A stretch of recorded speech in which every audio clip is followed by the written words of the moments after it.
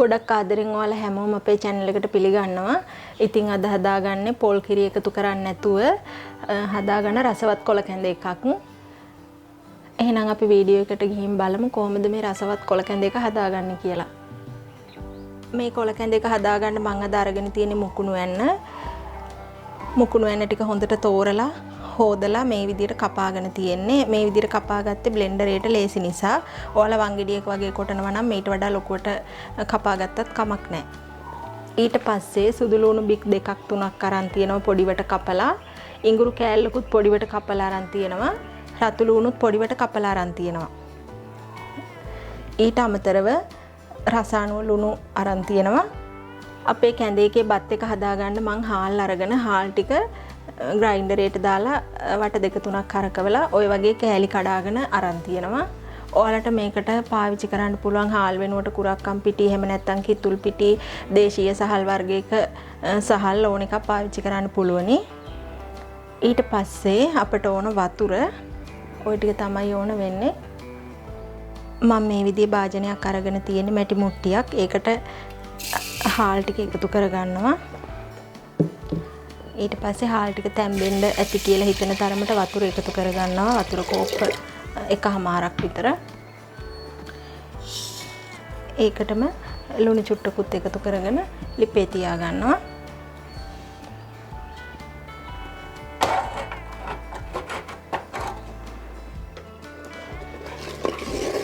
අපේ බත් එක දැන් හොඳට ඉදිලා තියෙන්නේ. කැඳ එකක් වගේ වෙලා තියෙන්නේ බත් ටිකත්. දැන් ඒක මේ විදිහටම තියලා මම අපේ කොළ ටික බ්ලෙන්ඩ් කරගන්න තමයි හදන්නේ.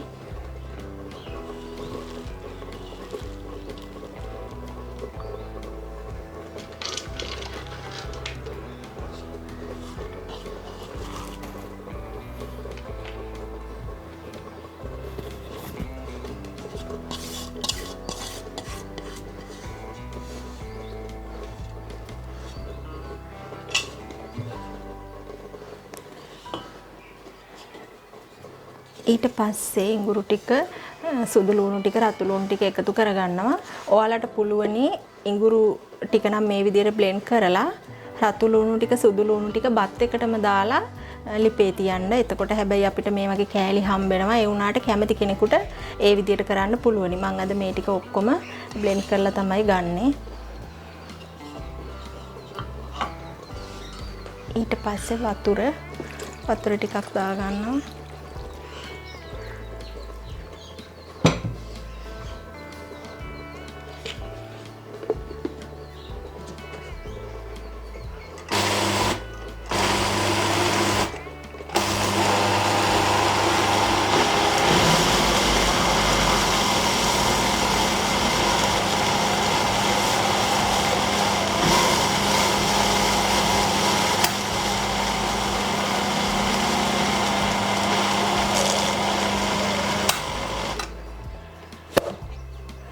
මම දැන් මේක මිරික ගන්න හදන්නේ මෙහෙමම අපේ කොළ කැඳ හදා ගන්න මුට්ටියටම.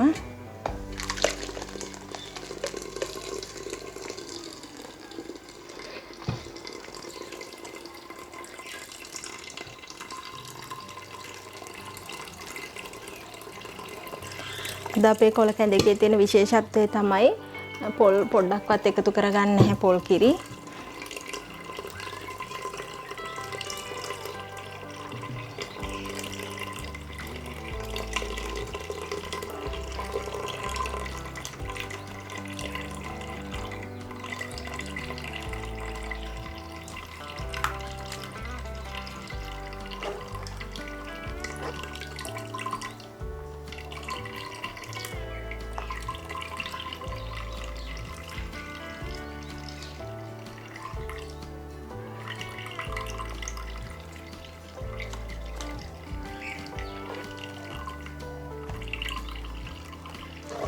මම දැන් ලිපේ ගින්දර වැඩි කරගෙන හොඳට මේ ටික කලවම් කරගන්නවා. අපි පොල් කිරි දැම්ම නම් වෙන්නේ අපේ මේ කොළ කැඳ එකේ පාට අඩු වෙනවා. පොල් කිරිත් එක්ක මිශ්‍ර වුණාම ඒ වගේම තමයි කොලෙස්ටරෝල් වගේ තියෙන කෙනෙක්ට පොල් කිරි එච්චර හොඳ නෑ කෑමට ගන්න එක. ඒ නිසා තමයි පොල් කිරි දාන්න නැතුව කොළ කැඳ හදා ගන්න විදිය අද කියලා දෙන්න හිතුවේ. මේ විදිහට ගොඩක් වෙලා අපි රත් කරන්නේ නැහැ. අපේ කැඳේකේ මේ තියෙන කැඳ ටික රත් වෙච්ච ගමන්ම ලිප ඕෆ් කරගන්නවා. ඔන්න දැන් අපේ කැඳේක හොඳට රත් වීගෙන තමයි එන්නේ. මේ වෙලාවේදී අපි කලින් බත් එකට එකතු කරගත්ත ලුණු ප්‍රමාණය නිසා ලුණු කොහොමද කියන එක බලලා මදි නම් ආයෙ දාගන්න ඕනේ.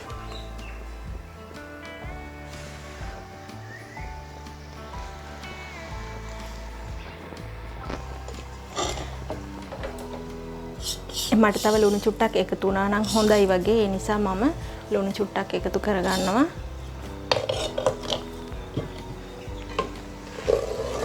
අපි දැකලා තියෙනවා ව්‍යාපාර කරන කට්ටිය ගාව, ඒ කියන්නේ කොළ කැඳ ව්‍යාපාරයක් හැටියට කරන කට්ටියගේ කොළ කැඳ මේ විදියට කොළ පාටට තමයි තියෙන්නේ. ඒකට හේතුව තමයි ඒගොල්ලන් පොල් කිරි එකතු කරන්නේ නැහැ. ගොඩක් දෙනෙක් පොල් කිරි එකතු කරාම ගොඩක් වෙලා තියාගන්නත් අමාරුයි. ඒ වගේම පාටත් ලස්සනට පේන්නේ නැහැ. ඒ නිසා තමයි ඒගොල්ලන් පොල් කිරි එකතු කරන්නේ නැත්තේ.